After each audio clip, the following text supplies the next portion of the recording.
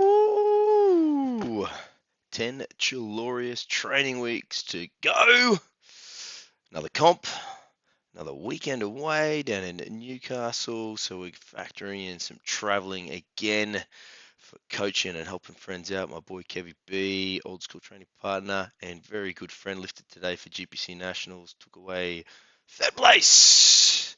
We had a wedding this weekend, which was mad fun. But again, being able to adjust and plan for the training was super important this week. So I had to squat on Friday, bring it a little bit forward, obviously losing a day's recovery, and meaning I didn't do an accessory day on the Thursday as a home session that I had been doing occasionally.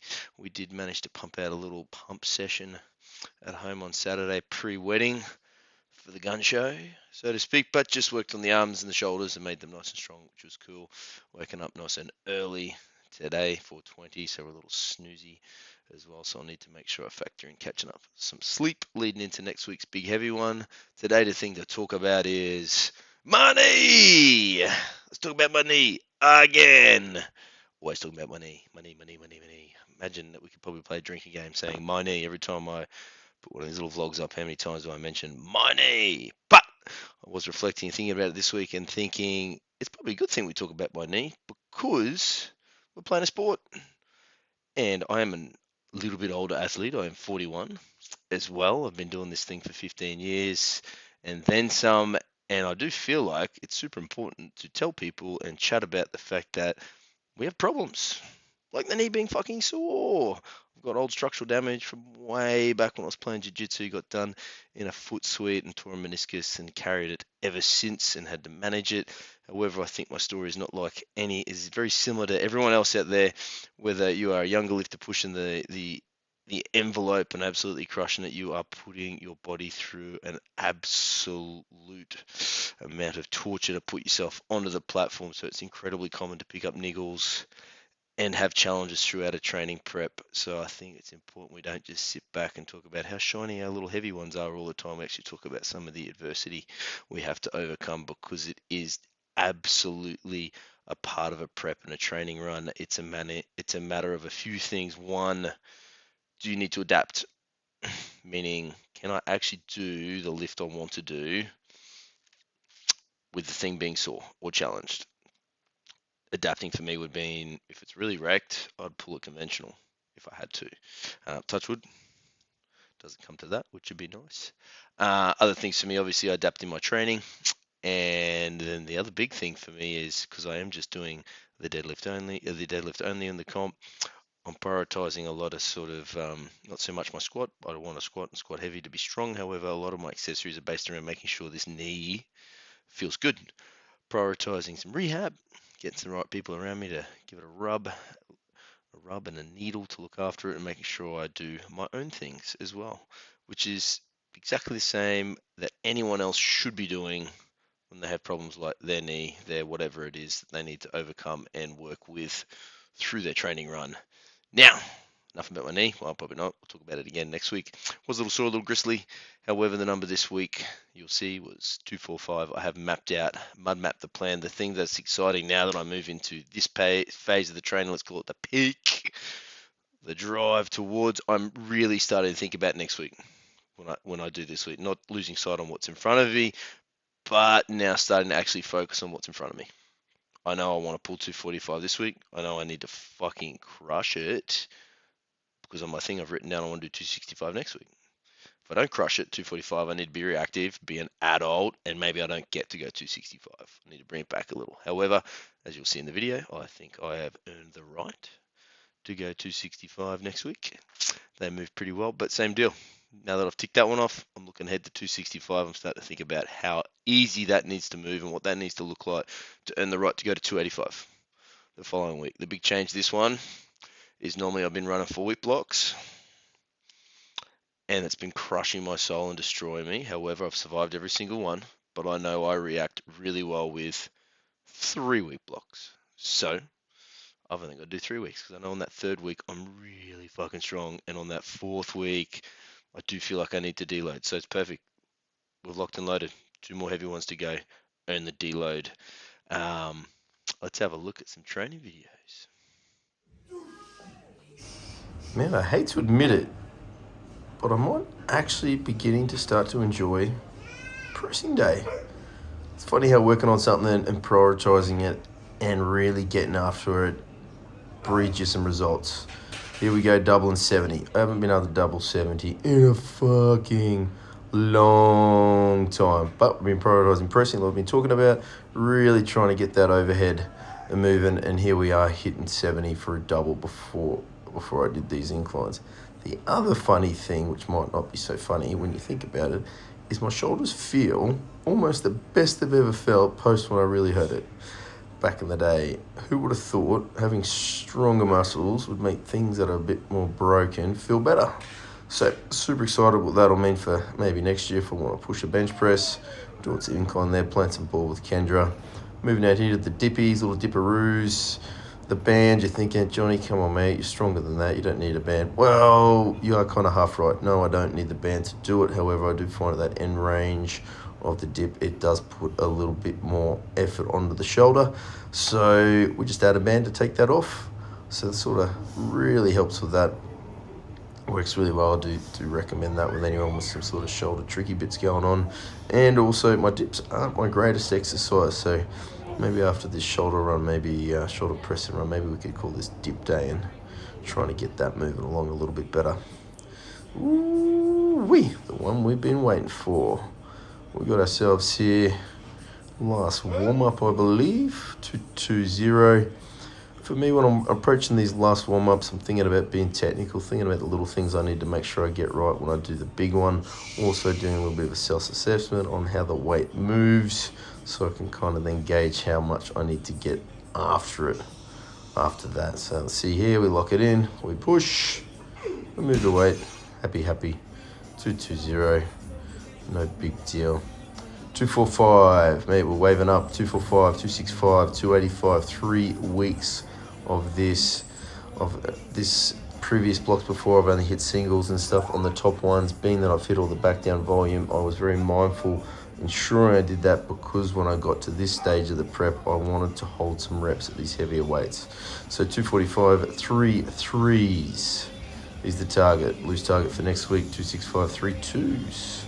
Setting up 3 singles, ideally at the 285 at the end of that. But like I keep saying, I've got to earn each week.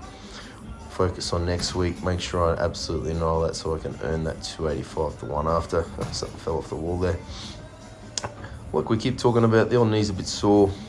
I did get treatment the day before. Look, ideally I would not do a big treatment the day before. However, timing wise, it was either do it then or not do it. Very grateful that I did do it. However, it did make the deadsies a little bit tricky. You'll see the knees are a little bit collapsed in. I'm not in the best possible position to pull the weight off the ground. However, 245 moving easy. That's the main thing. A little bit more amplitude. That's the other thing for me. I want to make sure I practice. I do like being aggressive and getting amped up to move the weight. I do think that's an important part, or for everyone. Aggressive doesn't need to be for everyone, but whatever it is that gets you amped up and in the zone to move it, it's something that also should be practiced. So you know the cues for you to help you get into that state. Here we go, 245, another 3. Good. Yeah, positionally again, mate, not my finest work. Hips a little bit tired, knees a little bit turned in. Need to get those hips in a bit more position while pushing out. However, do have treatment this week coming up. We'll be getting done on a Monday instead of a Tuesday the day before. Happy. Last set. No doubt about doing the 3. I know it's going to move pretty well. Hitting triples at this kind of weight, the old body's getting a little bit tired, but that's no big deal. Oh, Kendra having a dance. What's going on here? She's fired up, super cute. My biggest inspiration, mate, is looking over there and seeing her in the room, her watching me. I absolutely froth being able to bring her to the gym. 245, last set. Let's go. Let's see how this turns out. For me, I'm starting to think about my upper back isn't quite tight enough. It's something I'll work on in the back down works, the back down sets. After this, I do get into some back down work. We do some speed work with chains. Now, what I like to do when I get to that back down work, particularly coming off the heavy stuff here, I'm starting to think about the stuff I need to work on, the stuff that I'm not necessarily happy with technically, that I need to do a little bit better, so I can correct that on the back off work and then carry that into next week's top sets. So for me, that's turning out a little bit more, getting the hips in a better position, and I did feel I wasn't really getting my upper back locked in as tight as I could. So here's a little time lapse. We got 3 plates, a couple of chains. We just ran through 10 sets of doubles here. 10 sets of doubles. Why do I like doing that? I like the chains because it forces me to be more forceful and push hard to move the weight, which I quite like. Doing the doubles versus doing lots of reps. 2 is a nice, easy way to treat it a bit more like a comp lift and lock it in nice and tight. But for me, like I said, I was just practicing, thinking more of sports practice more than anything. It's like kicking a football. You want to be good at it, you got to kick it more times. Little back down work, thought I'd show these off. Huge fan of doing these for myself. Really big focus is on pushing into the ground to move the weight and stabilizing that upper back. That's something I need to work on a lot. So this will stay in there. To be honest, I don't think I'll see myself pushing the weight up on this. The heavier the top sets go, the heavier the speed work gets. I should be properly toasted by the time I get to see these each week. So we'll probably just sit this around those 2 red mark each week. I am doing these double overhand no hook grip for a little extra grip work though, for those playing at home. Okay, 3 readies. As we know, that's the minimum entry for this squat session every single week. Being I've lost a day's recovery, I wanted to hit a single this just to kind of see where we're at for the day. If this felt rubbish, I would have just stayed here and done a few more sets. If it felt good, the plan was to move it up. Because even though I am mindful I am only training deadlift only, I do need to make this kick. We'll get some great benefits from having a strong squat for the legs being strong. This moved well, so 30 kilos was the guesstimate of what would be the right amount of weight for the next one. I'm thinking I want to hit just one of those and then we'll back down from there. Let's throw those little weights on there. Oop, little Coach Kendra's coming in. She wanted to learn about how the gate was working. She wanted to get a close eye on my squat to see how I looked, see what might kind of be there. Again, for this top single, I want something hard. I want something challenging, but not something where I'm going to be absolutely toasted from. Each week, we'll just kind of just see how we feel and work up to something, somewhere between the 3 words. Now that I've done this weight, 205, you'll see it moves. It's not super easy. Kick my little V over, that was a good job, Johnny. It's not super easy, but it's not super hard. So I reckon I'll be just landing and humming along between 3 plates, 3 readies and a yellow and something in the middle there each week. Hitting singles or doubles, thereabouts. I'm quite happy with the squat, like doing 205, no spotter, not too much amplitude, and 2 days after hitting some big daddies makes me feel kind of confident in the squat and also a little bit curious what could be there. I have talked about maybe wanting to have a crack at beating my old PR, which is 225, but we'll just see where things land at the end of this training run, whether it's worth having a go for or we just save it up maybe for next year. But I will be honest, I am getting curious about what I could maybe do with some wraps on there as well. Hey, who wants to come in and wrap some knees? Have a look around thinking, yep, that's about right. We don't need any more than that. Now for the rest of the sesh. Back down, a couple more 3 reds. Coach Kendra's on the gate, little fist bump. All I want to do is just practice some singles. Do something a bit heavier, but not absolutely toast myself by doing too many reps. Get a good stimulus for the legs. So this, all I'm trying to do is think about being fast now. Fast on the way up, that is. Let's be honest, I don't squat that quickly on the way down. I do like to fluff and fuss about here as well. But here we go, nice big breath. Messing around a little bit, getting that balance point right. And come on, Johnny, get into this thing. There we go, drop in nice, straight up, perfect. Very happy with how that's moving. 3 reds is feeling quite nice and easy. I would ideally like to be able to get that 3 reds and a yellow look like that, but we'll just see how it plays out. Little side view. As always, this is something that I find that's super important for your own training, whether you're working with a coach or not. If you are training without your coach at the time and sending some videos through, you should absolutely be watching them back yourself. This gives you a bit of an opportunity to sort of work on the things you should be working on. Check your depth simply on your squat and other lifts like that. For me, I'm just looking to see how I'm moving it's nice, that's why I've set up a different angle for myself and for you guys at home to see another angle of what my squat looks like.